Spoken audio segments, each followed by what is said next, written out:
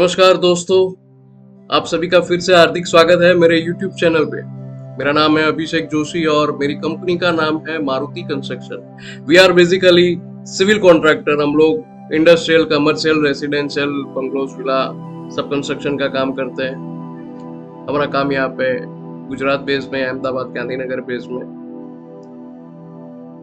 ज्यादातर कंस्ट्रक्शन में हमने देखा है कि अगर आप सिविल कॉन्ट्रैक्टर है, इंजीनियर है, या फिर अगर आपका खुद का प्रोजेक्ट आप बना रहे हो, तो काफी सारी चीजें दिक्कत ऑन साइट पे आती है। उनको कैसे रिजॉल्व करना, कौन कौन से आईएस कोड होते हैं, कौन सा मटेरियल यूज करना है, वर्कमैनशिप कैसे रखनी है, वो काफी सारा कंटेंट हम यहाँ पे लेके आए हैं। तो चलिए दोस्तों शुरू करते हैं आज का पॉइंट। जैसे ज्यादातर कंस्ट्रक्शन में दोस्तों ये रहता है कि भाई कौन सा सीमेंट यूज करें, सीमेंट कितने टाइप के होते हैं। तो दोस्तों सीमेंट दो टाइप के होते हैं, ओपीसी सीमेंट और पीपीसी सीमेंट। इसके ग्रेडेशन अलग अलग होता है, इसका मैन्युफैक्चरिंग प्रोसेस अलग होता है और यूजेज भी डिफरेंट टाइप से होता है। तो ओपीसी और पीपीसी एक्चुअली है क्या? ओपीसी सीमेंट का फुल फॉर्म है ऑर्डिनरी पोर्टलैंड सीमेंट और पीपीसी सीमेंट का है पोर्टलैंड पोज़ोलाना सीमेंट। अगर आपको उसको पहचानना है कि कैसे पहचाने, तो जैसे कोई भी सीमेंट का बैग दोस्तों 50 केजी यानी 50 किलो का एक बैग आता है। अगर ब्लैक कलर का मार्का उस पे आईएसआई का लगा है तो वो ओपीसी सीमेंट रहता है। और in the case of red colour का, लाल कलर का अगर आईएसआई मार्का है तो वो पीपीसी सीमेंट रहेगा। इसका मैन्युफैक्चरिंग प्रोसेस जो ओपीसी का है वो अलग तरीके से होता है, उसका मटेरियल कंटेंट अलग यूज होता है। कैलकेरियस मटेरियल 60 to 70% यूज होता है ओपीसी सीमेंट की अगर हम बात करें तो। Argillaceous material 17 to 25%, alumina 3 to 8%, oxide iron 0.5 to 6% और sulphur trioxide, potash and soda 0.5 to 1.3%। जैसे दोस्तों ये इंग्रेडिएंट्स को मिलाते हैं, मटेरियल को मिलाते हैं, उसके बाद उसको भट्टी में डाला जाता है, गर्म किया जाता है, क्लिंकर बनते हैं उसको, और क्लिंकर को क्रश करने के बाद जो हमें मिलता है वो ओपीसी सीमेंट मिलता है। और पीपीसी सीमेंट जो बनता है उसके अंदर ओपीसी सीमेंट का क्लिंकर 75 to 70% होता है, जिप्सम 3 to 5% होता है और पोज़ोलानिक मटेरियल। अभी पोज़ोलानिक मटेरियल है क्या, तो यहाँ पे मैंने पूरा डिटेल बताया है आपको कि कौन कौन सा मटेरियल उसमें यूज रहता है। फ्लाई एश काफी रहता है, उसके अंदर शेल रहता है, वॉल्केनिक मटेरियल रहता है, स्लैग रहता है, तो काफी सारी चीजें उसमें पोज़ोलानिक मटेरियल में यूज होती है, तो वो रहता है। लेकिन दोस्तों ये थोड़ा इको फ्रेंडली इसको कह सकते हैं, थोड़ा नहीं कहा पूरी और से इसको इको फ्रेंडली कह सकते हैं। अभी आता है ग्रेड कि सीमेंट में ओपीसी तो हमने देख लिया और पीपीसी भी मालूम हुआ है, लेकिन ग्रेड कौन सा यूज करना या कौन सा ग्रेड आता है। तो ओपीसी सीमेंट में दोस्तों हम अगर देखने जाए तो 33 ग्रेड रहते हैं उसमें, 33 ग्रेड, 43 एंड 53। ज्यादातर as a civil contractor we prefer 53 grade OPC for construction. अगर आप रेसिडेंशियल, कमर्शियल या कोई भी प्रोजेक्ट या बंगलो कुछ भी कर रहे हैं तो 53 ग्रेड ओपीसी आपको यूज करना चाहिए। और जैसे पीपीसी की बात करो तो उसमें एक ही ग्रेड होता है, it's available only one grade which is equal to 33 grade OPC cement after curing. यानी क्योरिंग के बाद 33 ग्रेड जो ओपीसी का रहता है वो इसका पीपीसी का मतलब वो ग्रेड इसमें रहेगा। फिर रहेगा आईएस कोड यानी इंडियन स्टैंडर्ड कोड। तो दोस्तों हर एक चीज के लिए कंस्ट्रक्शन में जैसे आप कुछ भी कंस्ट्रक्ट कर रहे हो तो उसके लिए डिफरेंट आईएस कोड रहते हैं। रेनफोर्समेंट के लिए अलग, स्टील के लिए अलग, सेफ्टी के लिए अलग, काफी सारे, अर्थक्वेक का अलग। तो वैसे आईएस कोड एक है ओपीसी सीमेंट का, वो 269 2015 यानी ये ईयर दिखाया गया है।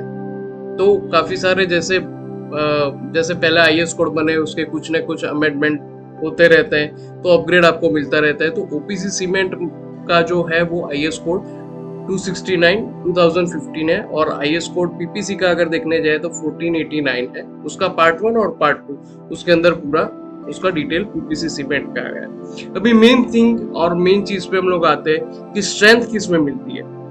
तो दोस्तों कंक्रीट की स्ट्रेंथ अगर अपने को नापनी है या उसकी स्ट्रेंथ का डिस्कशन करना है तो उसके अंदर यूज होता है वर्ड कॉम्प्रेसिव स्ट्रेंथ। जैसे हम किसी भी चीज को कॉम्प्रेस कर रहे हैं तो उसकी स्ट्रेंथ कंक्रीटिंग की कॉम्प्रेस पे नापी जाती है। तो कॉम्प्रेसिव स्ट्रेंथ कौन से सीमेंट की क्या है? तो जैसे अगर आपने कंक्रीटिंग किया तो विद इन 3 डेज में ओपीसी की आपको मिलेगी 35 न्यूटन मिलीमीटर स्क्वायर। वैसे पीपीसी की आप अगर देखने जाओ तो it's in 29 Newton millimetre square. 7 दिन में देखने जाओ तो ओपीसी का 43.4 है और इसका पीपीसी का 39 है। लेकिन यहाँ पे आप देखिए विद इन अ मंथ यानी 28 डेज के आसपास, एक मंथ के आसपास अगर आप स्ट्रेंथ नापते हो तो ओपीसी की आपको मिलेगी 55 न्यूटन मिलीमीटर स्क्वायर और पीपीसी की मिलेगी 56.5 न्यूटन मिलीमीटर स्क्वायर। तो क्या समझे दोस्तों कि ओपीसी की कम है और पीपीसी और फिर भी ज्यादा लोग ओपीसी ही क्यों यूज कर रहे हैं, या कॉन्ट्रैक्टर या कहीं पे भी कंस्ट्रक्शन में ओपीसी ही क्यों यूज होता है? दोस्तों इसमें क्या है कि जो इसका सेट टाइमिंग होता है या फिर अगर पीपीसी का देखने जाओ तो क्योरिंग टाइम होता है, वो हम आगे डिस्कस करेंगे। तो स्ट्रेंथ के मामले में अगर आप मास कंक्रीटिंग कर रहे हो तो वहां पे आपको पीपीसी यूज करना चाहिए, ठीक है ना। तो अगर लॉन्ग टर्म के हिसाब से अगर देखने जाओ तो इनिशियल स्ट्रेंथ बेस पे आपको वर्कआउट करना है। जैसे हम बिल्डिंग बना रहे हैं, वो कंप्लीट वो प्रोजेक्ट जल्दी करना है, फटाफट करना है, तो इनिशियल स्ट्रेंथ काफी सारी मायने रखती है। तो उसके लिए पीसी बेस्ड रहता है और लॉन्ग टर्म स्ट्रेंथ के लिए पीपीसी बेहतर रहता है। ड्यूरेबिलिटी जैसे मैंने आपको बताया कि ओपीसी की थोड़ी ड्यूरेबिलिटी पीपीसी से डाउन रहती है। वर्केबिलिटी यहाँ पे लोअर है, यहाँ पे हायर है। पेराबिलिटी वो भी बताया कि हायर पेराबिलिटी टू वाटर है, मतलब काफी सारा अगर आप पानी में कहीं पे भी काम करना है, अंडर वाटर काम करना है, डैम बनाना है, तो वो ओपीसी से नहीं होगा, वो पीपीसी सीमेंट से होगा। Heat of hydration, heat of hydration जैसे अगर इसके अंदर सीमेंट के अंदर से जो गर्मी निकलती है तो take less time and produce more heat than PPC.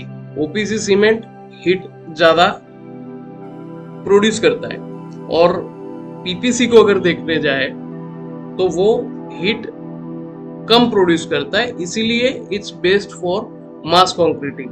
कहीं पे भी ज्यादा कंक्रीटिंग करना है, जैसे मैंने अभी आपको बताया डैम हो गया और काफी सारी जगह है वहां पे पीपीसी यूज होता है। सेटिंग टाइम, जैसे आपने कंक्रीटिंग किया तो उसका सेटिंग टाइम होता है कि कोई भी कंक्रीट किस टाइम के अंदर वो सेट होगा। तो उसके अंदर इनिशियल टाइम जो होता है वो 30 मिनट्स का ओपीसी में लगता है, 30 मिनट्स का पीपीसी में भी लगता है। लेकिन फाइनल सेटिंग टाइम है इसका 12 दिन लगेगा, इसका 25 दिन लगेगा। तो 12 दिन के अंदर ये सेट हो जाएगा। और अगर आप इसके अंदर पीपीसी में देखने जाओ तो इट विल टेक डबल, मतलब उससे भी डबल, दुगना हो गया। 12 की जगह पे 25 दिन हो गए। फाइनेंस में भी मैंने बताया कि इसका 225 है, इसका 300 है।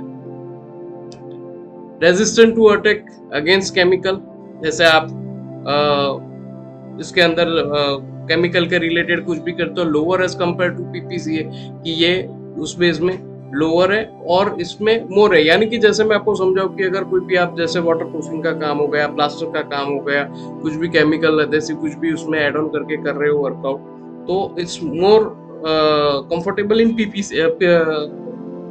PPC cement.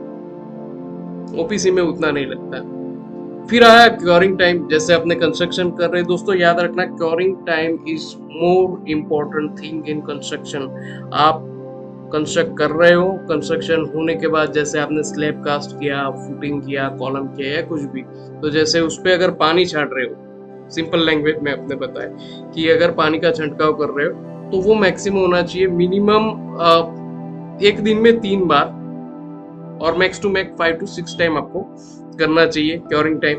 तो इसके अंदर 7 डेज लगते हैं ओपीसी में, और अगर हॉट वेदर है तो आपको 10 दिन करना पड़ता है। यही प्रोसेस पूरे दिन में 2-3 बार उसको लगातार पानी क्योर करना पड़ता है। पीपीसी में देखने जाओ तो जो यहाँ पे 7 में हो रहा है वो पीपीसी में 10 दिन लगा रहा है, यहाँ पे 10 दिन में हॉट वेदर में हो रहा है, वहाँ पे 14 डेज ले रहा है। तो दोस्तों पीपीसी को सेट होने में टाइम लगता है, तो आपको क्योरिंग भी उसको ज्यादा देना पड़ेगा। अभी जैसे आ गया मैन्युफैक्चरिंग प्रोसेस भी मैंने आपको बताया, तो एनवायरमेंटल का भी देखेंगे कि एनवायरमेंट पे क्या इफेक्ट करता है, तो large amount of CO2 emit करता है ओपीसी सीमेंट।